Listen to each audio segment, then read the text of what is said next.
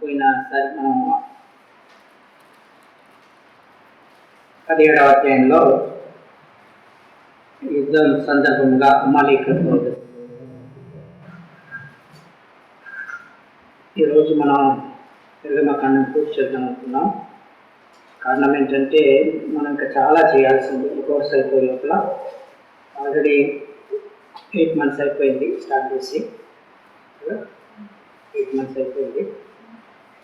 కాబట్టి main items మాత్రం మనం చూస్తాం. 17వ అధ్యాయంలో దేవుడు ఇచ్చిన ముఖ్యమైన ఆజ్ఞ ఏంటంటే, మోషేకి నువ్వు పొందిన ప్రత్యక్షతలన్నీ, చేసిన పనులన్నీ ఒక పుస్తకంలో రాయము. తర్వాత 18వ అధ్యాయానికి వస్తాం.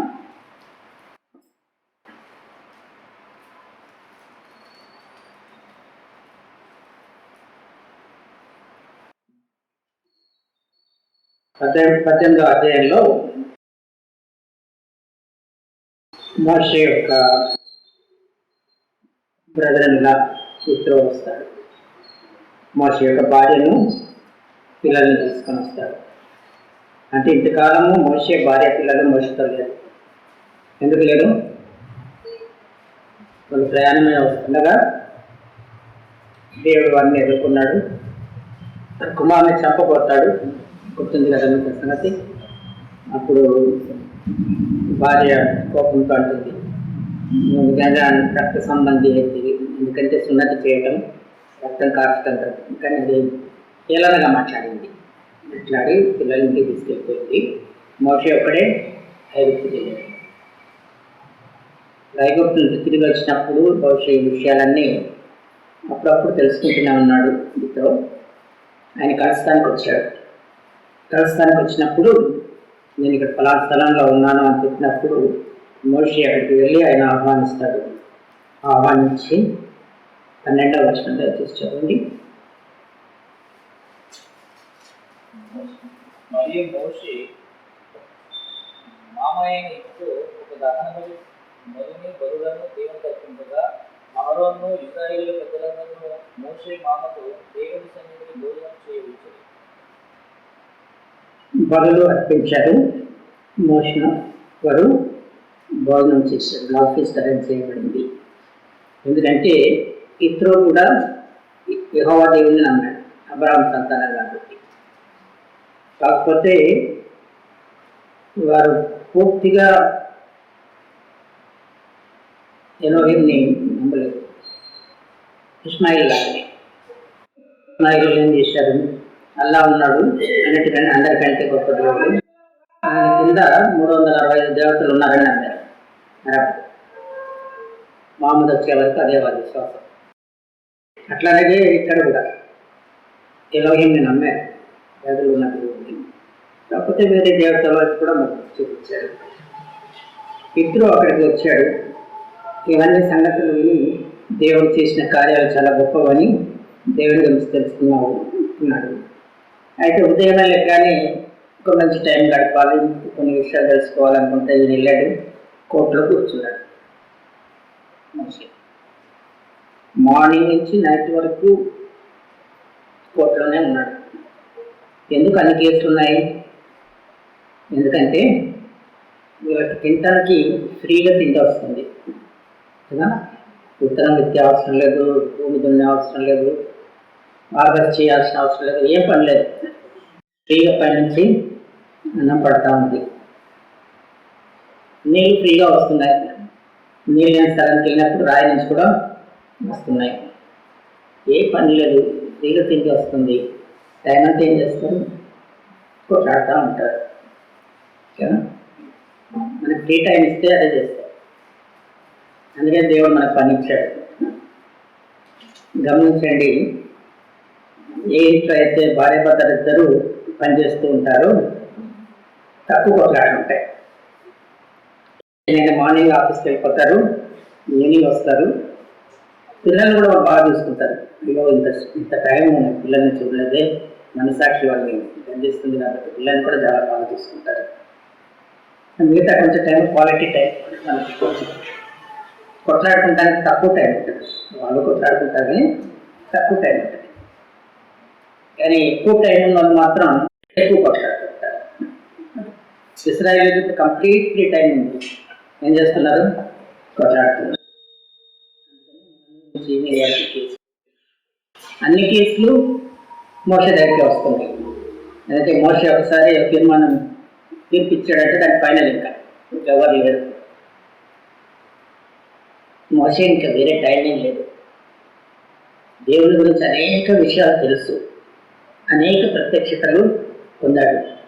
నిత్యాల్లో ఉన్నప్పుడు 2 పుస్తకాలు రాశాడు, యోగ గ్రంథం, ఆదికాండం. ఇంతకుముందు చెప్పాను కదా నేను. ఇప్పుడు కూడా నిర్గమకాండం రాస్తున్నాడు, లేవికాండం. చివరి వీక్లో మాత్రం ఒక వీక్లోనే ద్వితీయోపదేశకాండం రాశాడు. ద్వితీయోపదేశకాండం రాయడానికి ఓన్లీ 1 వీక్ సరిపోయింది. సంఖ్యాకాండం రాయడానికి 1 నెల సరిపోయింది. చూడండి నా టాలెంట్ ఎంత ఉందో. ఒక వీక్లో ఒక బుక్ కంప్లీట్ చేయగలడు. ఎక్కువ టైం కావాలంటే 1 మంత్. కాబట్టి 40 సంవత్సరాల్లో ఎన్ని బుక్కులు రాయగలడు? 40 పుస్తకాలు రాయగలడు కదా. ఒకటి, దేవుడు అంత ప్రత్యక్షత ఇవ్వలేదు అనుకోండి, ఇవ్వకపోయినా రాయొచ్చు కదా సొంతగా. ప్రజల ఆధ్యాత్మిక ఎదుగుదల కొరకు రాయొచ్చు కదా. క్లియర్గా చెప్పొచ్చు, దేవుడు ఇచ్చిన ప్రత్యక్షత, ఇది నేను సొంతంగా రాస్తుందని చెప్పొచ్చు, తప్పేం లేదు. అంత స్టాండర్డ్ ఉంది దానిలో. ఎందుకు రాయలేకపోయాడు అని అంటే ప్రజలన్నీ భార్య పిల్లలు లేరు, ఇంకా టైం ఎక్కువ ఉంది కదా. భార్య పిల్లలు ఉంటే ఇంకా కష్టమే, కానీ వాళ్ళు కూడా లేరు. మంచిగా రాయగలడు అని రాయలేకపోతున్నాడు. కారణం ఏంటి? ఎప్పుడు కొట్టతోటి మోసే వారికి తీర్పిస్తున్నాడు. అందుకు 18వ వచనం, 18వ అధ్యాయం 18వ వచనం, ఇత్రో అంటాడు,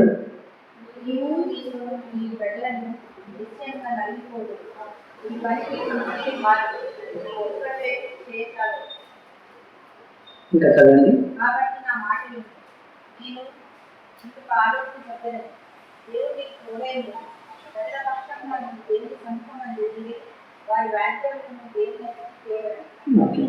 ఇక్కడ 17వ నీవు చేయుచున్న పని మంచిది కాదు. మోషే అంత గొప్ప నాయకుడితోటి ఆయన అంటున్నాడు, నీ చేసే పని మంచిది కదయ్యా అని. ఎంత గొప్ప లీడర్స్ అయినా కొన్ని తప్పులు చేస్తుంటారు. వారితో నీ చేసేది తప్పు అని చెప్పగలిగిన స్థాయి చాలా మందికి ఉండదు, చెప్పరు కూడా. ఆ స్థాయిలో ఉన్నవాడే చెప్పగలడు. ఒక మాట చెప్పాలంటే ఫ్రెండ్షిప్ ఉన్న లెవెల్లోనూ, లేకపోతే ఆయనంత ఆధ్యాత్మిక స్థాయి ఉన్నవారు మాత్రమే ధైర్యంగా చెప్పగలరు, నువ్వు చేసేది మంచిది కాదు. మోషే కోపం వచ్చిందా? కోపం రాదు. అలా దేవుడు అంటే పర్వాలేదు, దేవుడు అనొచ్చు నువ్వు చేసేది మంచిది కాదు. ఈయన ఆ మాటకు వస్తే అంత పరిపక్వత లేదు, మోషేకున్నంత పరిపక్వత లేదు. అయినా కానీ సామాజికంగా ఈయన చెప్పేది దాంట్లో ఒక పాయింట్ ఉంది. అందుకే మోషే ఏం చేశాడు? ఈయన చెప్పిన మాట విన్నాడు. దేవుడు ఒక్కోసారి మనుషులతో మాట్లాడతాడు, మనుషుల ద్వారా మాట్లాడతాడు. కొన్నిసార్లు, చాలాసార్లు విశ్వాసుల ద్వారా మాట్లాడతాడు, కొన్నిసార్లు అవిశ్వాసుల ద్వారా కూడా మాట్లాడతాడు. ఆ మాటలు దేవుని మాటలని తెలిసినప్పుడు ఆయన మనకు గుచ్చుకుంటాయి, హృదయంలో గుచ్చుకుంటాయి. ఈరోజు చెప్పిన మాటలు దేవుని మాటలలాగా ఆయనకి వినపడ్డాయి. అందుకని ఏం చేశాడు? ఇమ్మీడియట్గా ఇంప్లిమెంట్ చేశాడు. ప్రతి 100 మందికి, ప్రతి 1000 మందికి అట్లా lower court, higher court, sessions court, high court, వీళ్ళెవ్వరూ తీర్పు చెప్పని విషయాలు, చెప్పలేని విషయాలు మోషే దగ్గరికి వచ్చేది. ఇట్లాంటి రేర్ కేసెస్. ఒక ఉదాహరణ ఏదైనా చెప్పగలరా? ఒక ఉదాహరణ, ఇస్రాయేలీలో జ్యేష్ఠ కుమారుడికి డబుల్ పోర్షన్ వస్తుంది. రెండు రెండు పాలు ఆస్తి వస్తుంది, మిగతా వారికి ఒకటి వస్తుంది. కానీ దేవుడు ఇప్పుడు ఇవ్వలేదు ఆజ్ఞ. దేవుడు ఇచ్చిన ఆజ్ఞలో ఉండాలి. పాత నిబంధనలో 613 ఆజ్ఞలు ఉన్నాయి, దాంట్లో ఇది లేదు. ఎక్కడి నుంచి వచ్చింది ఆజ్ఞ? మరి మోషే ధర్మశాస్త్రం రాయకముందే యాకోబు ఏసావు యొక్క జ్యేష్ఠత్వాన్ని దొంగిలించాడు. ఎందుకు? అప్పటికే జ్యేష్ఠ కుమారునికి 2 అంతల ఆస్తి వస్తుందని తెలుసు. అప్పుడు ఇంకా ధర్మశాస్త్రం రాలేదు. ఇస్సాకు ఇస్మాయిల్ విషయంలో కూడా నేను చెప్పాను, ఒకసారి గుర్తుందో లేదా మీకు. ఇస్మాయిల్ డబుల్ పోర్షన్ క్లెయిమ్ చేస్తాను. ఒకసారి అబ్రాహం దగ్గరికి వస్తాడు. ఏ దినం వస్తాడు? దినం కూడా చెప్పాను, గుర్తుందా మీకు? సరిగ్గా ఇస్సాకును బలిగా అర్పించే దినం ఇస్మాయిల్ వస్తాడు. కాబట్టి ధర్మశాస్త్రం రాకముందు కొన్ని ఆజ్ఞలు ఇవ్వబడ్డాయి. అవి సాంప్రదాయంలో ఉన్నాయి. కొన్ని డైరెక్ట్గా దేవుడు ఇచ్చాడు, కొన్ని సాంప్రదాయం నుంచి. ఇప్పుడు ఒక కేసు వచ్చింది. ఆ కేసులో ఒక అతను 2వ భార్యను ఎక్కువ ప్రేమించాడు, మొదటి భార్యను ద్వేషించాడు. కానీ జ్యేష్ఠ కుమారుడు మొదటి భార్య కుమారుడు. అయితే ఏమనుకున్నాడు? 2వ భార్య కుమారుడికి రెట్టింపు ఆస్తి ఇవ్వాలనుకున్నాడు. కోర్టు కేసుకి వెళ్ళింది. బహుశా మొదటి భార్య పెట్టిన కేసు లోయర్ కోర్టుకి వెళ్ళింది, మిడిల్ సెషన్స్ కోర్టుకి వెళ్ళింది, హైకోర్టుకి వెళ్ళింది. ఎవరు చెప్పలేకపోయారు. ఎందుకంటే సాంప్రదాయంలో ఉందని ఒకరు వాదిస్తే ధర్మశాస్త్రంలో లేదని ఒకరు వాదిస్తున్నారు. ఏం చేయాలి ఇప్పుడు? మోషే దగ్గరికి వచ్చారు. మోషే ఏం చేశాడు? ద్వితీయోపదేశ కాండం 21:17, 22:17, 21:17లో మొదటి భార్యను ప్రేమించకపోయినా అతని కుమారుడికి 2 పాలు ఆస్తి వస్తుందని తీర్మానించాడు. దేని బట్టి తీర్మానించాడు? సాంప్రదాయం. ఇంకోటి విడాకుల విషయం. యేసుక్రీస్తు దగ్గర యూదులు ఆర్గ్యూ చేస్తూ ఉంటే ఈ యూదులు విడాకులు ఇవ్వచ్చా అంటే ఇవ్వకూడదు అన్నాడు. అయితే వాళ్ళకి మాట అంటారు, మోషే అలో చేశాడు కదా, ఇశ్రాయేలీయులు ధర్మశాస్త్రం అలో చేసింది కదా అని అనలేదు. గమనించారా? వాళ్ళు ఖచ్చితంగా తెలుసు ఏది మోసే చెప్పాడు, ఏది ధర్మశాస్త్రం చెప్తుందో వాళ్ళకి తెలుసు. మోసే అలా చేయలేదు కదా, నేను చేయొచ్చు అన్నాడు కదా అంటే ఏ ప్రాబ్లం అంటాడు? హృదయ కాఠిన్యం బట్టి అలా చేశాడు కానీ దేవుని ఉద్దేశం అది కాదు అని చెప్తాడు. ఎందుకంటే సాంప్రదాయంలో సెమిటిక్ జాతులన్నింటిలో భర్త 3 సార్లు తలాక్ తలాక్ తలాక్ అంటే విడాకులైపోతుంది. అదే రూలు. వేరే జాతుల్లో కూడా ఉన్నారు, ఇప్పటికీ ముస్లిమ్స్ పాటిస్తున్నారు దాన్ని. అయితే మోషే ఏం చేశాడు? ఇది బాగలేదు రూలు, సాంప్రదాయంలో ఉన్న రూలు బాగలేదు. ఎందుకంటే ఏ కారణం లేకుండా తలాక్ అంటే అయిపోద్ది 3 సార్లు. అందుకే ఈయనేమన్నాడు? నువ్వు తలాక్ ఇవ్వక ముందు కారణాలు చెప్పాలి, అది కూడా ఓరల్గా కాదు, రైటింగ్లో ఇవ్వాలి. దాని తర్వాత యాజకులు కౌన్సిల్ లాగా ఏర్పాటు చేస్తారు. వాళ్ళు మొత్తం చదువుతారు కేసుని, తర్వాత వాళ్ళని పిలిచి కౌన్సిలింగ్ ఇస్తారు. ఇంకా వాళ్ళు సరి చేయబడటానికి వీలు లేదంటే అఫీషియల్గా డైవోర్స్ పత్రం రాసియాలి. అంటే మోసే ఏం చేశాడు? అంతకుముందున్న సోషల్ లాని, రిలీజియస్ లా కాదు, సోషల్ లాని ఇంప్రూవ్ చేశాడు. అప్పుడు ఉన్నది ఏంటి? 3 సార్లు అలాకంటే అయిపోతుంది. నేనేమన్నాడు? అది కుదరదు, ముందు రైటింగ్లో వేయాలి, తర్వాత కౌన్సిలింగ్ చేయాలి, తర్వాత అప్పుడు కూడా వీలు కాకపోతే డైవర్స్ చేయవచ్చు. కానీ ఇప్పుడు అంటాడు అది కూడా కరెక్ట్ కాదంటాడు కదా. కాబట్టి సాంప్రదాయ క్లాస్ కొన్ని ఉన్నాయి, బైబిల్లో ఉన్నాయి, అవి దేవుడు ఇచ్చినవి కాదు. దేవుడు ఇచ్చిన ఆజ్ఞలు కేవలం పాత నిబంధనలో 613.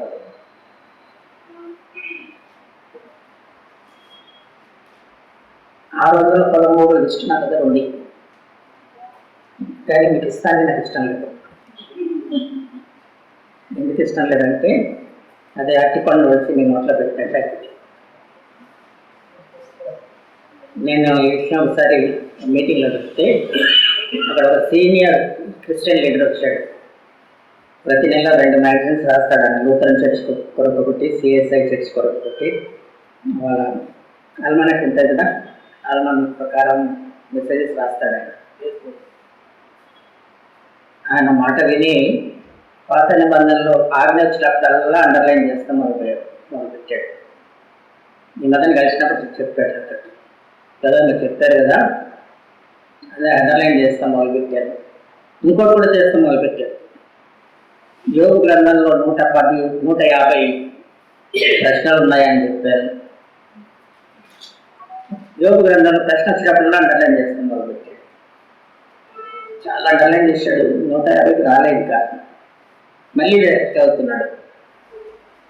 అట్లా మీరు కష్టపడి జవాబు సంపాదించుకుంటే బాగుంటుంది. మీరు ట్రై చేసినా రాలేదనుకోండి, అప్పుడు జెరాక్స్ చేసిస్తాను. జెరాక్స్ చేసిస్తాను కాబట్టి మీరు ట్రై కూడా చేయాలి. ట్రై చేస్తే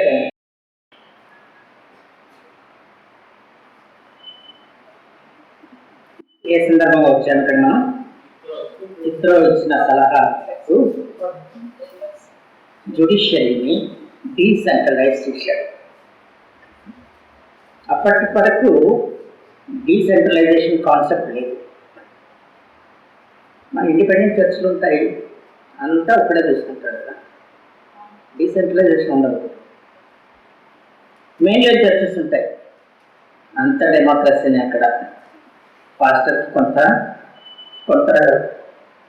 పర్మిషన్ ఇస్తారు కొన్ని విషయాల్లో, అంత వీళ్ళే చూసుకుంటారు. 2 ఎక్స్ట్రీమ్స్, అదొక ఎక్స్ట్రీము, అదొక ఎక్స్ట్రీమ్. కానీ మధ్యస్థంగా ఒకటి ఉండాలి. పాస్టర్ అనే విషయాల్లోనూ, ముఖ్యంగా ఆధ్యాత్మిక విషయాల్లోనూ ప్రాముఖ్యమైన స్థానంలో ఉన్నాడు, గౌరవించాలి. దానికి తగ్గట్టు పాస్టర్ కూడా దేవుని వాక్యంలో ఎదుగుతూ ఉండాలి. వేరే వాళ్ళ హెల్ప్ కూడా తీసుకోవాలి, చాలా ఇంపార్టెంట్. ముఖ్యంగా లీడర్స్కి ఎప్పుడు యాక్టివ్గా ఉన్న వారిని ఒక ఇన్నర్ సర్కిల్ లాగా. ఈ కాన్సెప్ట్ ఎక్కడి నుంచి వచ్చింది? డీసెంట్రలైజేషన్ కాన్సెప్ట్ మోషే నుంచి రాలేదు, ఇస్రో నుంచి వచ్చింది.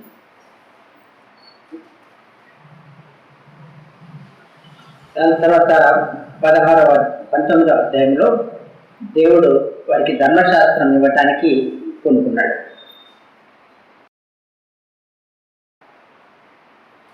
ధర్మశాస్త్రం ముందు వాడిని ప్రిపేర్ చేస్తున్నాడు. ఎందుకంటే ధర్మశాస్త్రం ఇశ్రాయేలుకు వాళ్ళలో గర్వం రావచ్చు. మీరు బ్రాహ్మణ్స్తో మాట్లాడినప్పుడు ఏమంటారు వాళ్ళు, నాకు చాలామంది బ్రాహ్మణ్ ఫ్రెండ్స్ ఉన్నారు, చాలా మంచిగా ఉంటారు నాతోటి. వాళ్ళ పిల్లలకి ఏం నేర్పిస్తారు తెలుసా? చిన్నగా ఉన్నప్పుడే జంజం వేస్తారు. జంజం వేస్తారు. జంజం వేసుకుంటే ప్రపంచంలో వేరే జాతులన్నిటికంటే మీకు ఎక్కువ తెలివి వస్తుందా అని చెప్తారు. అందుకనే సంతోషంగా వేసుకుంటారు. కాకపోతే నువ్వు ఏం చేయాలి? కష్టపడి చదవాలి, జ్ఞానం సంపాదించుకోవాలి అని చెప్తారు. అందుకనే వాళ్ళు పైకి వస్తారు కదండి. బ్రాహ్మణ్స్ ఎప్పుడైనా పైకి వస్తారు. ఈ మధ్యన కొంచెం తగ్గింది వాళ్ళ ప్రగతి. నేను సాధారణంగా చెప్పాలంటే ఐఏఎస్ ఆఫీసర్లో 53%. అన్ని ఇంపార్టెంట్ పోస్టులు వాళ్ళే. మనం ఏం చెప్తాం మన పిల్లలకి? ప్రార్థన చేసి రాయబాబు చెప్తాం కదా, మనోడు ప్రార్థన చేస్తాడు. అవ్వా నేను 3 ప్రశ్నలకే తయారయ్యాను, ఆ 3 ప్రశ్నలే వచ్చేలాగా చేయి. నువ్వు అద్భుతాలు చేస్తావు కదా, అద్భుతం చేసి 3 ప్రశ్నలు వచ్చినాయి అనుకోండి, వచ్చి టెస్టిమోనీ ఇస్తాడు. నేను ప్రార్థన చేశాను, దేవుడు అయ్యే 3 ప్రశ్నలు ఇచ్చాడు, నీ పాస్ అయిపోయాడు. 3 ప్రశ్నలు రాలేదనుకోండి, ఏమంటాడు? దేవుని చిత్తం కాదు. అందుకే అంతా దేవుని మీద బ్లేమ్ ఇస్తాడు. కొన్ని విషయాలు మనం వేరే వాళ్ళ దగ్గర కూడా నేర్చుకోవాలి. అది నేను చెప్పే విషయం ఇక్కడ దేవుడు వాడిని ఎట్లా ప్రిపేర్ చేస్తున్నాడంటే, మీకు ధర్మశాస్త్రం ఇస్తున్నారు కాబట్టి మీరే రక్షణ పొందారు అని అర్థం కాదు. అది ముఖ్యమైనది. రక్షణ మీకు పరిమితం అని అర్థం కాదు. మిమ్మల్ని ఎందుకు ఎన్నుకుంటున్నానో 6వ వచనంలో చెప్తాడు. 19వ అధ్యాయం 6వ వచనంలో, మీరు ప్రపంచంలో ఉన్న అన్ని జాతుల వారికి సమస్త భూమి నాదే కదా అంటాడు. దాంట్లో మీరు ఒక జాతి. ప్రపంచంలో 12,000 జాతులు ఉన్నాయి. దాంట్లో ఇశ్రాయేలీయులు ఒక జాతి. ఇప్పుడు సంగతి చెప్తున్నాను. అప్పుడు తక్కువ ఉండే. ఇప్పుడు ప్రపంచంలో 12,000 జాతులు ఉన్నాయి. 11,920 రౌండ్ ఫిగర్ చేస్తే 12 అవుతాయి. దాంట్లో మీరు ఒక జాతి. అయితే మీకు మాత్రమే ధర్మశాస్త్రం ఎందుకు ఇస్తున్నాను? మీరు 1906 1906 మీరందరూ లేవీలు కాదు, లేవీ యాజకత్వం రాలేదు కాబట్టి. ఇశ్రాయేలు అందరూ నాకు యాజకులే. ఎవరికి యాజకులు మరి? అందరు యాజకులు అంటే ఎవరికి యాజకులు? వేరే జాతి వరకు. యాజకులందరూ దేవుడికి యాజకులే. ఎవరి కొరకు అని అంటే ఇతర జాతి వారి కొరకు. నేను మీకు ఇచ్చిన ధర్మశాస్త్రానికి వేరే వారికి మీరు అందించాలి. నిజానికి ఇదే ఆజ్ఞ సంఘానికి ఇచ్చాడు యేసు ప్రభు. వాళ్ళ పని చేయలేదు కాబట్టి. సంఘానికి ఇచ్చిన ఆజ్ఞ అంటే చివరి ఆజ్ఞ, మీరు సర్వలోకంలోకి వెళ్ళి సర్వ సృష్టికి వార్త ప్రకటించుడి. యెరూషలేములోను, యూదయలోను, సమరయలోను, భూదిగంతముల వరకును మొత్తానికి ఈ ఆజ్ఞ ఇచ్చింది ఇశ్రాయేలు. మొట్టమొదటి ఇచ్చింది ఇశ్రాయేలీయులకి. కానీ వాళ్ళు పని చేయలేదు. చేయకపోతే ప్రవక్త బలవంతంగా తీసుకెళ్ళి ఒక ప్రాంతాల్లో సేవ చేపిస్తాడు. ఎవరో తెలుసు మీకు? అది యోనా. యోనా గ్రంథం ఎందుకు రాయబడింది బైబిల్లో? వాళ్ళకి మళ్ళీ ఒకసారి జ్ఞాపకం చేయడానికి. వారి బాధ్యత ఇశ్రాయేలు పరిమితం కాదు, ప్రపంచం అంతా మన సువార్త బోధించాలి. చివరికి చేస్తారు. వాళ్ళు ఎప్పుడు చేస్తారు? శ్రమకాలంలో చేస్తారు. ఎందుకంటే దేవుడు వారికి శ్రమ తెచ్చినప్పుడు, అదే దేవుడు చెప్పిన మాట మనం వినలేదు కదా అని వారిలో ప్రకటన గ్రంథం 7వ అధ్యాయం 4వ వచనంలో 1,44,000 మందిని ముద్రించగా వారు ప్రతి జాతికి వెళ్తారు. 7:9 చదవండి. ప్రకటన 7:9.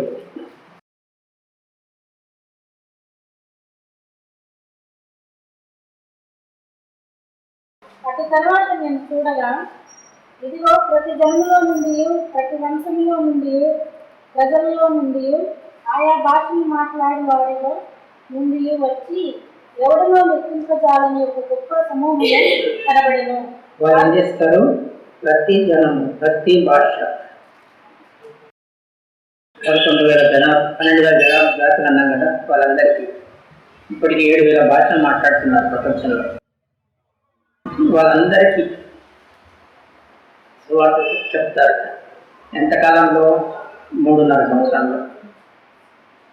ఇప్పుడు 2,000 సంవత్సరాల్లో మనం సాధించింది ఎంత అంటే 12,000 జాతుల్లో 3,000 జాతుల్లోనే చర్చ్ సంఘాలు ఉన్నాయి. 4,000 జాతుల్లోనే చర్చ్ సంఘాలు ఉన్నాయి. అంటే 3వ వంతు. మిగతా 8,000లో 4,000 జాతులు సువార్త విన్నాయి. టీవీ ద్వారానో దాని వాళ్ళు విన్నారు. కానీ ఇంకా ఆర్గనైజ్ అవ్వలేదు. ఇంకా అక్కడ చర్చలు రాలేదు.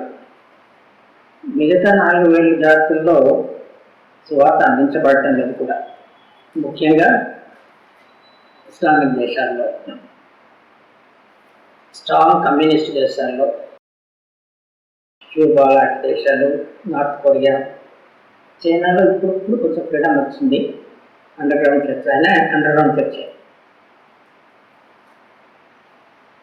ఇస్రాయేల్ ఇవ్వబడిన అన్నింటి వాళ్ళు అన్ని దేశాల్లో ధర్మశాస్త్రాన్ని ప్రకటించాలి. యెహోవా దేవుడు సృష్టికర్త అన్న సంగతి తెలియాలి. ఇప్పుడు 12,000 జాతుల్లో మనం కూడా ఈ 12,000 ఉన్నారు సార్. సంఘం ఎత్తబడిన తర్వాత ఇశ్రాయేలీయుల లేఖనాలు చూసి జకరియా ప్రవచనం 12వ అధ్యాయంలో చూస్తాం. 18వ వచనం అంటారు, వారు గుర్చిన ప్రభువుని వారు తెలుసుకొని, అంటే శిలువ వేసిన ప్రభువుని తెలుసుకొని మారు మనసులోకి వస్తారు. అప్పుడు దేవుడు వారిని ముద్ర వేస్తాడు. అది చూసి క్రీస్తు వరకు కూడా ముద్ర వేస్తాం మొదలు పెడతారు 600 కదా. బట్ అంతకుముందే క్రీస్తు పైన ముద్ర వేస్తారు. వీళ్ళంతా యూదులే, సంఘం అప్పుడు ఉండదు, అంతకుముందే ఎత్తపడుతుంది. శ్రమకాలం ముందే సంఘం ఎత్తపడుతుంది. కాబట్టి దాంట్లో మనం ఉన్నాం. అయితే మీరు ఇంటర్నెట్ చూసి కొంచెం కన్ఫ్యూజ్ అవుతున్నారేమో. అమెరికాలో కొంతమంది ఇప్పుడు ఆల్రెడీ శ్రమకాలం వచ్చేసింది, కొంతమంది 5వ ముద్రలో ఉన్నాం, కొంతమంది 6వ ముద్రలో ఉన్నాం, కొంతమంది 6వ బూరలో ఉన్నాం అని ప్రసంగాలు చేస్తున్నారు. శ్రమకాలం వచ్చిందా? ఇంకా మనకు చాలా ఫ్రీడమ్ ఉంది కదా. లేనిపోని అన్ని సృష్టించి ప్రసంగాలు చేస్తున్నారు, కన్ఫ్యూజ్ చేస్తున్నారు, ఇంటర్నెట్లో ఎక్కువ చేస్తున్నారు. వాళ్ళు ఏమంటున్నారంటే 1,40,000 మేము కూడా ఉన్నామని చెప్తారు. క్రిస్టియన్స్లో అట్లా చెప్పే గ్రూపులు 2 ఉన్నాయి. ఒక గ్రూపు క్రిస్టియన్స్ నుంచి అంటాను కూడా వీళ్ళు వాళ్ళని కరెక్ట్. అది జెహోవా విట్నెసెస్. జెహోవా విట్నెసెస్లో వాళ్ళ సెయింట్స్లో ముఖ్యుల్ని 1,40,000 చేస్తారు. ఇంకోటి ద పెంటికోస్టల్ చర్చ్ అని ఉంది తెలుసా మీకు? ముందు దాన్ని సిలోన్ పెంటికోస్టల్ అంటారు. వారు వివాహం చేసుకోరు ప్లీజ్. వాళ్ళు ఏమంటారంటే మా ప్లీసే 1,40,000 అంటారు. అది ఇప్పుడే 1,40,000 మించిపోయి ఉంటారు కదా. అది రాసినప్పుడు మాత్రం కదా మించలేదు. బహుశా వాళ్ళే అనుకున్నారు. ఇప్పటికి కూడా అదే నేర్పిస్తారు. పెళ్లి కూడా చేసుకోవాలి. పెళ్లి చేసుకోవాలి. ఎందుకంటే 16వ వచనం 17వ అధ్యాయంలో ఉంది, స్త్రీ సాంగత్యం ఎరగని వాడు ఉంది. దాన్ని బట్టి వాళ్ళు చేసుకోవాలి. ఓకే, ఈ 2 గ్రూప్స్ ద్వారా చేస్తున్నారు ప్రకటన. మార్మన్స్ అది వేరే ఫిలాసఫీ. దాంట్లో వాళ్ళ పాలిటిక్స్ కూడా అలా చేస్తారు. విచిత్రం ఏంటంటే నిజమైన క్రైస్తవ కంటే కల్ట్సే ఎక్కువ యాక్టివ్ ఉన్నాయి. వారు ప్రతి ఇంటికి తిరిగి చెప్తా ఉంటారు. మనం ఎలా వస్తుంది. ఓకే, ముఖ్యమైన కారణం ఏంటి? ధర్మశాస్త్రం అవడానికి వేరే జాతుల వారికి సాక్షులుగా ఉండటానికి. దాని తర్వాత దేవుడు సీయోను కొండపైకి దిగి వస్తాడు. ఆయనతో పాటు అగ్ని వస్తుంది, పెద్ద భూకంపం జరుగుతుంది. అప్పుడు చూసిన ప్రజలు అంటారు, మేము ఇది భరించలేము, ఎందుకంటే దాని కొరకు ప్రిపేర్ అవ్వమంటాడు. మీరు స్నానం చేసి పరిశుద్ధంగా ఉండి దేవుని భయభక్తులు కలిగి ఉండాలి, దేవుడు రాబోతున్నాడు. మోషేతో అంటారు, మేము ఇది భరించలేము, నువ్వే వెళ్ళి సంగతులు కనుక్కొని వచ్చి మాకు చెప్పుకుంటాడు. దేవుడు ఆ కొండపైకి వచ్చినప్పుడు ఏమొచ్చింది? కేరళ వాళ్ళు చాలా తెలివిగలరు, మీరు చదివారు. వాళ్ళు కూడా కొండ మీద మంట వెలిగిస్తాం మొదలు పెట్టారు. ఎక్కడి నుంచి వస్తుంది మంట అంటే పైనుంచి వస్తుందని చెప్పేవాళ్ళు. ఏ గ్రూప్ అది? అదే. అయితే దాని విషయంలో హేతువాదులు ఉన్నారు కదా, హేతువాదులకు డౌట్ వచ్చింది, పైనుంచి ఎట్లా వస్తుంది, అన్ని రాదు కదా అని కోర్టు కేసు వేశారు. సుప్రీంకోర్టులో జడ్జిలు అడిగారు, నిజంగా పైనుంచి వస్తుందా? అవును అని అంటే సుప్రీంకోర్టు ఏం చేస్తుంది? ఎంక్వైరీ పెడుతుంది. హైకోర్టులు పెట్టలేరు కానీ సుప్రీంకోర్టులు పెట్టగలరు. అది భయం వేసింది దానికి. ఎంక్వైరీ పెడితే బయటపడుతుంది అని చెప్పి సుప్రీంకోర్టులో చెప్పారు, బయట నుంచి ఏం రావట్లేదు, మేమే చూస్తున్నాం అని చెప్పారు. కానీ ఎక్కడి నుంచి వచ్చింది ఐడియా వాళ్ళకి? బైబిల్లో నుంచే వచ్చింది. దేవుని సన్నిధి ఉంటే దేవుని మహిమతో పాటు అగ్ని వస్తుంది. దేవుడు మొత్తం 613 ఆజ్ఞలు ఇచ్చాడు. మొట్టమొదట ఆజ్ఞల్ని తనే రాతి మీద రాశాడు.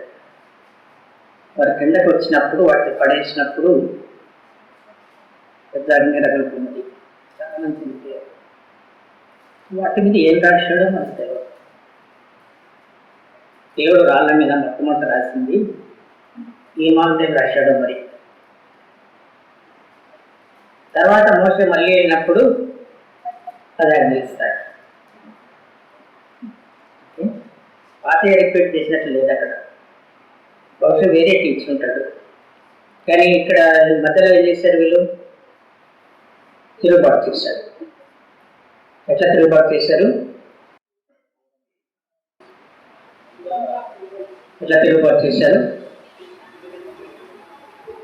బంగారు దూడను తీసుకొచ్చి దాన్ని ఆరాధిస్తాం మొదలుపెట్టారు. మోషే ప్రార్థన చేస్తానికి పైకి వెళ్ళినప్పుడు ఏం జరిగింది? 40 సంవత్సరాలు మోసే లేడు. దేవుడు చాలా విషయాలు చెప్పేవాడు. ఎవరు చెప్తారు మనకి? యెహోవా దేవుడు ఉన్నాడని మాత్రం చెప్పాడు, గుర్తుంది. మిగతా విషయాలు మనకు తెలియదు అని ఏం చేశారు? మోషే అన్న దగ్గరికి వెళ్ళారు. నా దగ్గరికి వెళ్ళి మోషే దేవుడు గురించి చెప్పాడు, నా దేవుడు ఎట్లా ఉంటాడో తెలియదు మాకు, నువ్వు మాకు దేవుడిని తయారు చేయమన్నాడు. ఆవిడ ఏమంటాడు? అంతే కదా, నేను దేవుడిని తయారు చేసేస్తానంటాడు. నువ్వు బంగారం తెచ్చేయండి, నేను దేవుడిని తయారు చేస్తానంటాడు. నువ్వు బంగారం తెచ్చిస్తే ఏం చేస్తాడు? 32వ అధ్యాయం అనుకుంటాను. 32వ అధ్యాయం 4, 5, 6 వచనాలు.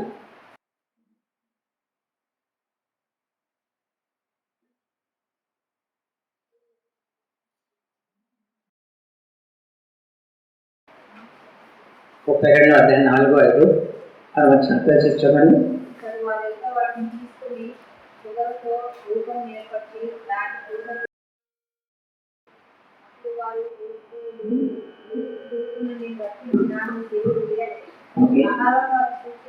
ఆరోను ఏమన్నాడు? బంగారు దూడం చేసి ఇశ్రాయేలు ఐగుప్తు నుంచి రప్పించిన దేవుడు ఇదే అన్నాడు. ఆ బంగారు దూడకు పేరు పెట్టాడు. ఏమని పేరు పెట్టాడు? యెహోవా అని పేరు పెట్టేశాడు. ఎందుకంటే మోషే యెహోవా గురించి చెప్పేవాడు కదా, దూడకి యెహోవా అని పేరు పెట్టాడు. అందుకని తర్వాత వచనంలో ఏమంటది? రేపు యెహోవాకు పండుగ చేస్తాము. బంగారు దూడని పెట్టి ఏమంటాడు? యెహోవాకు పండుగ చేస్తామంటాడు. అంటే దూడకు పెట్టిన పేరేంటి? యెహోవా. ఆ విధంగా విగ్రహారాధన స్టార్ట్ చేశాడు. మోషే అంత కష్టపడి విగ్రహం చేయకూడదు అని చెప్తే వీళ్ళేమో విగ్రహంగా తయారు చేశారు. అది కూడా జంతువు విగ్రహం. అందుకనే మళ్ళీ తిరిగి జరిగిన కథ అంతా తెలుస్తుంది. అని కోపం వస్తుంది, అది రాళ్ళ కింద పడేస్తాడు. తర్వాత బంగారు దూడను పొడలాగా తీసేసి నీళ్ళలో కలిపే నీళ్ళు తాగిస్తాడు. దేవుని కోపం వారి పైకి వస్తుంటే నా మధ్యలో నిలబడి వారి కొడుకు విజ్ఞాపనం చేస్తాడు. ఇవన్నీ తర్వాత ఉన్నాయి. పదాంగం చివరి పదాంగం తర్వాత వస్తాయి. ఇవన్నీ జరిగిన తర్వాత వస్తాయి. ఇంతకుముందు వేరే ఆజ్ఞ ఇచ్చాడు దేవుడు. అవి ఏంటో మనకు తెలియదు, నాశనం అయిపోయింది. రెండవసారి పైకి వెళ్ళినప్పుడు వాడు చేసిన మొట్టమొదటి ఏంటి?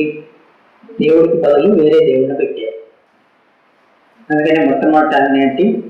నేను తప్ప వేరొక దేవుడు ఉండకూడదు.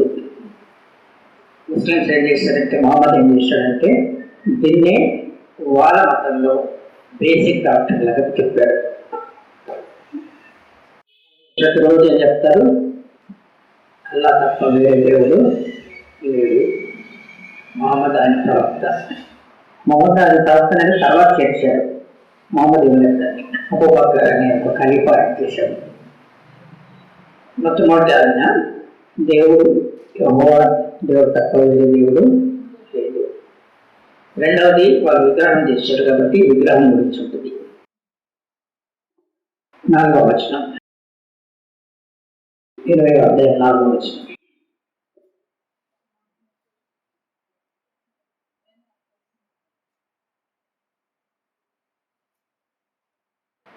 ఆకాశం ఉందే కానీ క్రింద భూమి ఎందే కానీ భూమి క్రింద నీడ ఎందే కానీ నువ్వు దేవి రూపమునైనను విగ్రహమునైనను నీవు చేసుకున్నప్పుడు ఏ విగ్రహము చేసుకున్నప్పుడు ఏ కాలంలో కానీ రోమన్ క్యాథలిక్ చర్చ్కి వెళ్తే అన్ని విగ్రహాలు ఉంటాయి. దేవుని యేసు ప్రభు యొక్క శిష్యుల విగ్రహం పెట్టేశారు, మేరీ మాత విగ్రహం పెట్టేశారు, యేసుక్రీస్తు విగ్రహం పెట్టేశారు. మన ప్రొటెస్టెంట్స్ కూడా మనం ఎందుకు వెనపడ్డామని వాళ్ళు కూడా క్యాలెండర్స్లో వేయటం మొదలు పెట్టారు. అది కూడా విగ్రహమే కదా. వాళ్ళు నిజంగా విగ్రహం చేస్తే మనం క్యాలెండర్లో మల్టీ కలర్లో యేసు ప్రభు పిక్చర్ వేస్తున్నాం. మరి ఇన్ని విగ్రహాలు ఉండగా ఈ ఆజ్ఞ ఉంటే అందరు క్వశ్చన్ చేస్తారు కదా. అందుకనే రోమన్ క్యాథలిక్ బైబిల్లో ఈ వర్షం తీసేశారు. మన బైబిల్కి రోమన్ క్యాథలిక్ బైబిల్ కొన్ని డిఫరెన్సెస్ ఉంటాయి. దాంట్లో ముఖ్యమైన డిఫరెన్స్ ఇది. 10 ఆజ్ఞల్లో 2వ ఆజ్ఞ లేదు వాళ్ళ బైబిల్లో, తీసేసారు. మరి 10 నంబర్ ఉంచాలి కదా, ఒకటి తీసేస్తే 9 అయింది కదా. మరి 10 ఎట్లా తీసుకొచ్చారు నంబరు అని అంటే 10వ ఆజ్ఞనే 2 భాగాలు చేశారు. 10వ ఆజ్ఞ ఒక్కదాన్ని 2 ముక్కలు చేశారు. 10 మెయింటైన్ చేయటం. ఈ విధంగా దేవుడు వాక్యాన్ని ట్యాంపర్ చేశారు.